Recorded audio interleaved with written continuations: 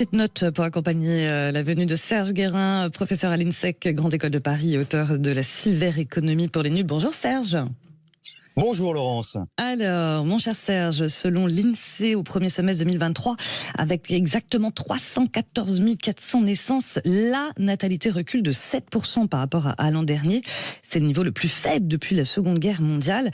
Pourquoi fait-on moins d'enfants ? Bon, forcément, les raisons sont multiples.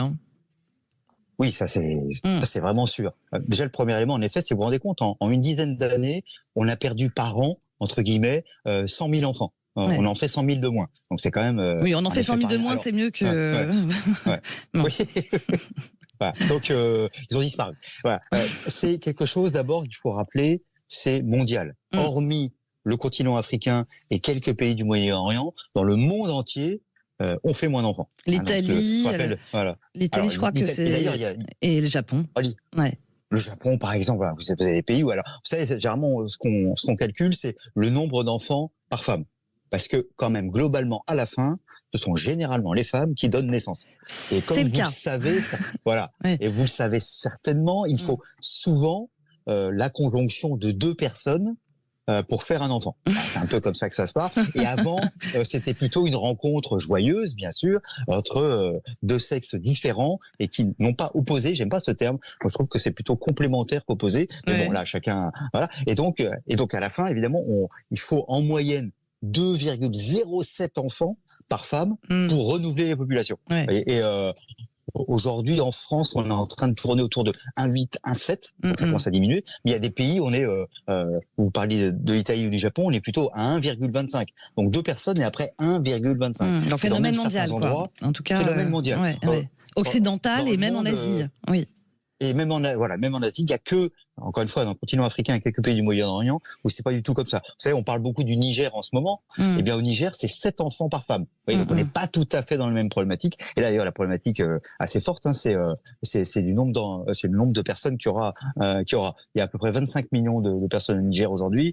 Il y en aura 166 millions dans les années qui viennent. Donc, vous voyez, donc les écarts sont très forts. Si on revient à la France, et si on revient globalement d'ailleurs un peu au monde occidental, c'est vrai que ce qu'on voit, c'est le fait que les gens, les femmes en particulier évidemment, ont plus envie ou moins envie de faire des enfants. Alors qu'est-ce qu'il y a ? On va dire, il y a pour une part le fait qu'on est quand même dans un monde assez anxieux, on peut le dire comme ça, et donc il y a des gens qui se disent est-ce que c'est vraiment le moment de faire des gosses ? Il y a quand même quelque chose autour de ça. On parle d'ailleurs de l'éco-anxiété, en particulier autour de la question écologique, où on voit que c'est quand même un élément qui joue. Surtout dans peut-être les plus jeunes générations, quoi. Oui, notamment. C'est-à-dire que Laurence, je vais vous faire une confidence. Oui, on fait les enfants quand on est plutôt jeune. C'est ça. Voilà, les gens de 70 ans, tu vois, même s'ils sont totalement faux. Sont moins dans cette. Non, mais je veux dire, c'est aussi une revendication. Non, mais attendez, voilà. Non, mais ça peut être aussi une revendication environnementale aussi, hein, ne pas épuiser nos ressources, faire moins d'enfants, c'est ce que je veux dire. Voilà. Alors, c'est une partie très très minoritaire, où parfois c'est entre guillemets un prétexte. Oh non, moi je veux pas faire d'enfants parce que tu comprends, avec l'écologie, c'est vraiment pas possible. Donc il y en a qui sont là-dedans. C'est pas forcément un prétexte, ça peut être une vraie conscience, une vraie prise de conscience. Une conviction, voilà. Bon, mais quand on gratte un petit peu plus, il y a quand même la majorité, c'est est-ce que c'est le moment ? Est-ce que j'en ai envie ? C'est quand même beaucoup de responsabilités. Moi, j'ai vu mes parents, je trouvais ça quand même compliqué et tout. Pour l'instant, j'ai pas envie. Voilà, il y a quelque chose de cet ordre-là. Et puis oui, allez-y. Pour la première fois, il y a une étude de The Lancet Health qui disait, alors revue scientifique hyper sérieuse, ils ont fait une étude mondiale et les 39% des 18-25 ans disent qu'ils hésitent à faire des enfants. Jamais on a eu des scores aussi élevés dans le monde entier de dire j'ai pas tellement envie de faire des enfants. Alors vous savez, il y a des endroits où vous n'avez pas trop le choix. Il y a des endroits où on vous laisse pas du tout le choix de pas faire d'enfants, il faut en faire. Voilà. Bon, voilà. Mais dans nos pays démocratiques, par exemple, vous avez le choix. Et donc là, la question écologique, j'y reviens. La question de j'ai pas envie parce que trop de responsabilités. J'ai pas envie parce qu'un certain individualisme. Je n'ai pas envie parce que je trouve que c'est cher et je suis pas très très sûr de garder mon emploi ou de trouver un emploi et tout ça. Donc j'ai pas non plus envie. Et puis il y a quelque chose de profondément où les imaginaires aussi ont changé, qui est extrêmement structurant, je crois, c'est que la réussite pendant très très longtemps, ça a été des enfants. un couple stable et des enfants. Et puis après, je rajoute et ma petite maison. C'est un petit peu l'expression même de la réussite sociale d'une certaine manière. Aujourd'hui, c'est beaucoup moins ça. La réussite, c'est pas nécessairement de faire des enfants. La réussite, c'est pas nécessairement un couple stable. La réussite, c'est pas nécessairement la petite maison. Ça peut être autre chose. Et donc, en tout cas, la famille classique, papa, maman, les enfants, ce que j'appelle la famille PME. Hein, papa, la famille maman, les PME. enfants. Oui, voilà. La famille PME, c'est moins aujourd'hui. D'abord, ça peut être parfois 2 PP et un E. 2 MM et un E. Oui, tout à fait. Mais ça peut être aussi PP ou MM ou P tout court ou M tout court.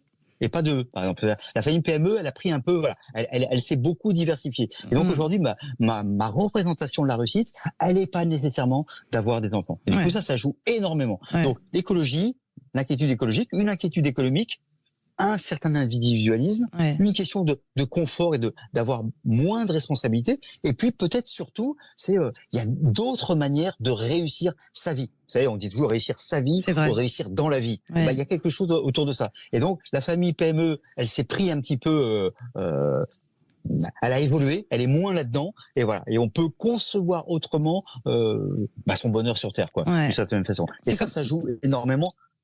C'est comme la Rolex, quoi. C'est comme la Rolex ou la famille PME. Les codes de la réussite ont évolué avec le temps, hein, c'est ça. Oui. Et pour cette montre, c'était à 50 ans. Évidemment, pour les enfants aussi, c'est de se dire, il faut les faire avant tel âge. Aujourd'hui aussi, vous avez des personnes qui font des enfants beaucoup plus tard, parce qu'elles ont changé de vie, refait leur vie, ainsi de suite. Parce que la famille PME, ça peut être aussi version 1, version 2, version 3. Donc, à chaque fois, vous pouvez aussi décider ou pas de refaire des enfants. Donc, tout ça a joué énormément à la fois dans les représentations. Voilà. Et puis, vous avez, quand vous regardez... Pour terminer, mon cher Serge, pour terminer. Pour terminer, ce qu'on voit, c'est donc cette diminution très forte au niveau mondial. D'ailleurs, ça a tellement d'effets que, par exemple, là, on est à 8 milliards d'individus sur Terre. L'ONU nous avait dit ça va monter jusqu'à 11 milliards en 2100. Vous avez une étude l'année dernière de l'HSBC qui disait non. Le taux de fécondité va tellement baisser qu'en 2100, on sera retombé à 4 milliards. Vous voyez, donc c'est vraiment cette notion de taux de fécondité, donc de la fertilité des femmes, qui va être l'élément le plus majeur. Et là, ce qu'on voit, c'est que c'est la question de la formation. Plus les femmes sont éduquées, moins souvent elles décident de faire des enfants. Plus il y a de la démocratie, plus ce choix-là est possible. Et aussi, plus finalement il y a de la sécurité sociale d'une certaine manière, plus aussi les gens peuvent décider ou pas de faire des enfants. Et de l'autre côté, vous avez le poids de la religion qui peut être inverse. Vous voyez, donc on est quand même dans des moments très particuliers. Mais en tout cas, merci. Je vous souhaite non pas de faire des enfants, mais je vous souhaite une bonne suite de journée. Et ben voilà, bon mot de la fin. Merci beaucoup mon cher Serge Guérin, et on se retrouve bien sûr samedi prochain.